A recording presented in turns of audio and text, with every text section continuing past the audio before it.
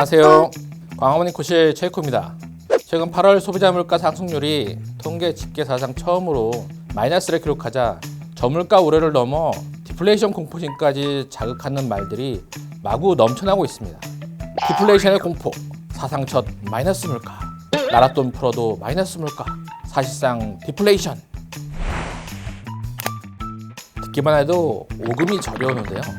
심지어 일각에서는 잃어버린 20년과 디플레이션의 대명사인 일본식 장기 불황의 전철을 밟는 것이 아니냐는 우려까지 나오고 있습니다. 그런데 잘 생각해 보십시오. 불과 1년 전만 해도 생활물가 고공행진으로 인해 서민들이 아우성이라고 하지 않았습니까? 최근에는 수년 만에 인상된 쌀값을 두고도 무려 100%나 올랐다며 우려 섞인 지적들도 많았고요. 그 난리를 새까맣게 잊고 이젠 반대로 디플레이션이 갑툭튀한 것입니다. 지난해만 해도 두 자릿수 최저임금 인상으로 전반적인 비용과 각종 서비스 요금이 오를 것이라며 이른바 최저임금발 물가 비상이라는 주장들이 무수히 쏟아졌는데요. 실제로 지난해에 연간 소비자 물가 상승률은 최저임금이 큰 폭으로 인상되기 이전인 2017년도보다 오히려 0.4%포인트 하락한 1.5%에 불과했습니다. 이렇게 보면 최저임금 때문에 모두 물가가 올라서 서민 생활이 어려워졌다는 이야기는 일단 가짜뉴스다라고 말할 수 있습니다. 그렇다면 왜 소비자 물가가 마이너스까지 기록했는가? 그것이 알고 싶습니다.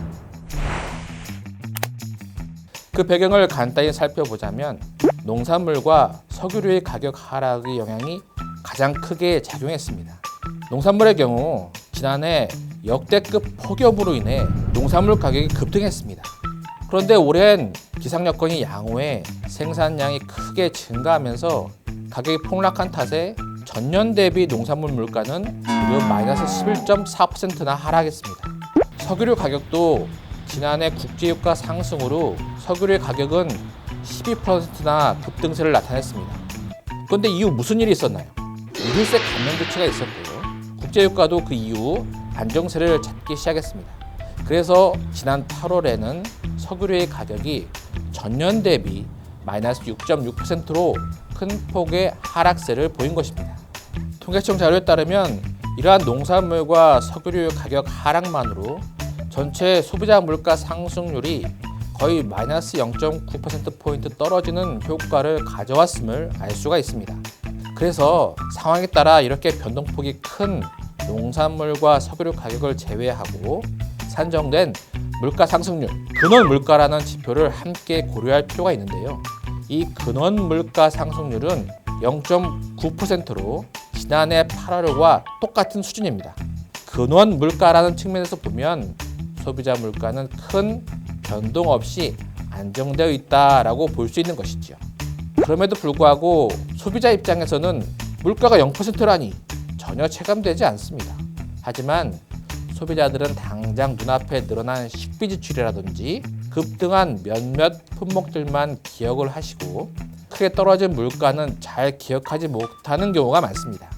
이것이 통계지표상 물가와 체감 물가가 괴리를 나타내는 이유이기도 하고요. 국가 경제 전반적으로 상품과 서비스의 가격이 장기간에 걸쳐 지속적으로 하락하는 디플레이션 현상이라는 것은 한두 달 소비자 물가 통계가 하락했다는 것만으로 일어나는 게 절대 아닙니다. 그리고 혹시 그 조짐이 포착이 된다라고 하면 정부 차원에서 다양한 정책적 대응을 동원해서 억제할 수 있기 때문에 사실상 디플레이션이 발생한다는 것은 너무 어려운 일입니다. 수단과 방법을 총동원해 잡으려는 강남 집값은 떨어질 기미를 보이지 않고 도리어 어느 정도 올라주어야 할 소비자 물가는 곤두박질 치고 있으니 경제를 살리려는 이 정부의 고민은 날로 커질 수밖에 없어 보입니다. 이상 광화문인 코실 최이코였습니다.